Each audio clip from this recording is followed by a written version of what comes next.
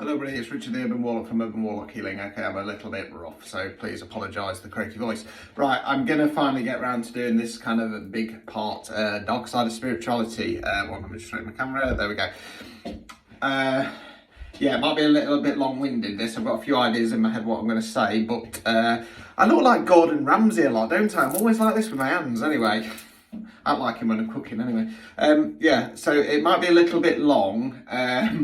I've not got a strict script, so I'm going to have to kind of keep an eye on the time so I know where to kind of segment it.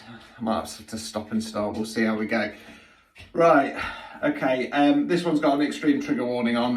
Reason being is because some of the stuff will be a little bit upsetting for people to potentially hear. It's not calling anybody out, it's just about some of the theories and philosophies around spirituality that might upset people really. What I will probably say is if you have recently lost somebody, please don't watch this video, okay? It's probably going to be a bit too upsetting for you. Right, so quick pause, just allow you to scroll up. Okay, so one of the questions I sometimes get when I'm doing a reading, when somebody's lost somebody, is if there's been any kind of animosity and the person who's died did something wrong, do they feel guilty? Do they carry guilt? Are they sorry for what they did? Are they sorry for their actions? In spiritual terms, the long and short of it is no, to be honest with you, no. The reason being is that when we pass over and our soul moves over to the other frequency, those human emotions, those human feelings, they are gone because you are literally light and energy, okay? Now, Spirit do have, well, this is where the term love and light comes from, because we pass over, we become light and we become love. So, do they feel guilty or are they sorry? No, but all they want is the best for you. Now, when you communicate via a medium, when the spirit comes through to us, they will try and display how they looked in human form, they will try and sound how they did in human form, they will talk in human form. Because otherwise it would just be weird, wouldn't it? You know what I mean? We need some kind of concept for our 3D minds to kind of hold on to. But yeah, do they feel sorry? Are they guilty? No. But like I say, it's you know, they ultimately want the best for us. They want to show us love. They want to give us love and stuff like that. Now, when my late wife Heather passed away, when she was kind of at her strongest, I've stopped talking to her now. What I found was when she'd first passed over, the communication was very strong, and it's because she hadn't properly passed over to the other frequency. I have on occasion had conversations with her since she has fully passed over. However, I got to that point where, and this is why. Sorry, dandruff or something. This is why you shouldn't really do readings for yourself, because at some point the information coming through is coming from your subconscious, unfortunately, and it becomes too hard to discern. But when she was at her strongest, I was asking her about this concept and she kind of confirmed it. She said, look, you know, she said, I'm no longer in my human form. I don't have those human emotions anymore. She said, you could see it as that I feel guilty for some of the actions that I did in the physical, but the truth of the matter is I'm not, because I don't have that emotion anymore. I just want the best for you. I just want you to be loved. So this is the kind of concept we're trying to get our head around. Now, the other thing with spirituality is that we don't really...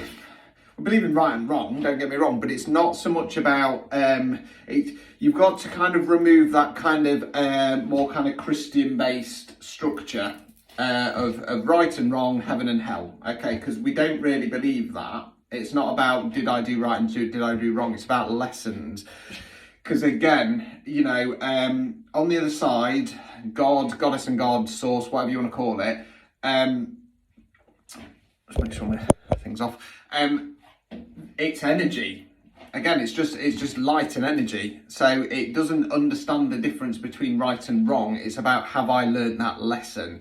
And this is when karmic lessons come in, okay? And with karmic lessons, I say this a lot in my readings, say it sometimes in my videos and my lives and stuff like that. Karmic lessons are about saying, right, I have more worth than this, I deserve more than this, and it's about breaking that cycle. And if you don't, then it just keeps repeating in this lifetime and the next, okay?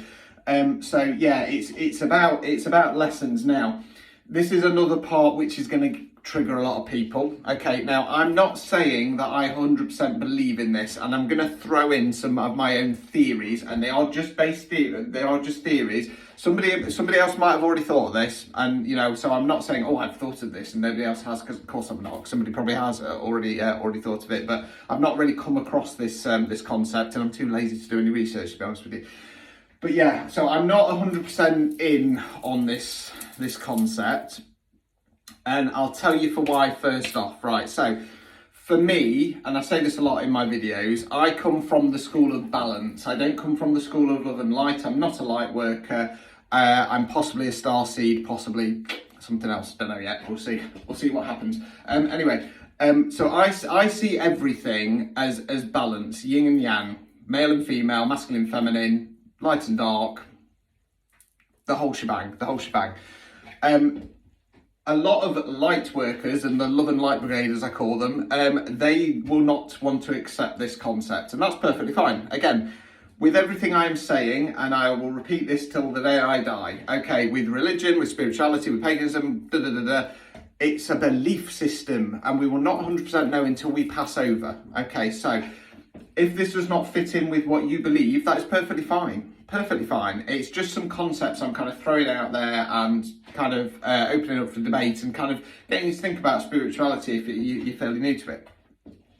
Yeah, so everything I understand and I know and stuff like that about life in general, physics, science, maths,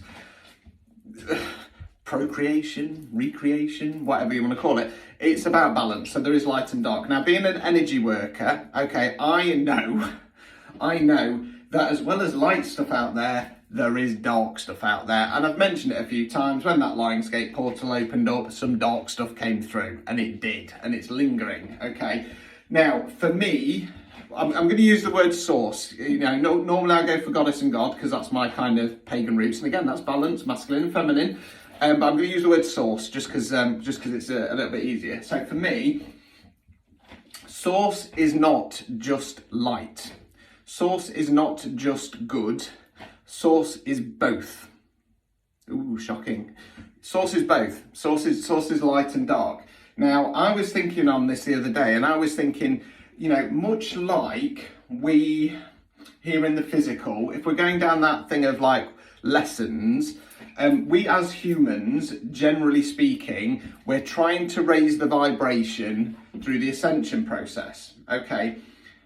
And I was thinking, that ascension process, yes, it is to raise humanity, but it's also probably to help source raise its vibration. Because for me, like I say, source is both black and white, light and dark, okay? And it's a constant battle. It's a constant battle between the two, okay?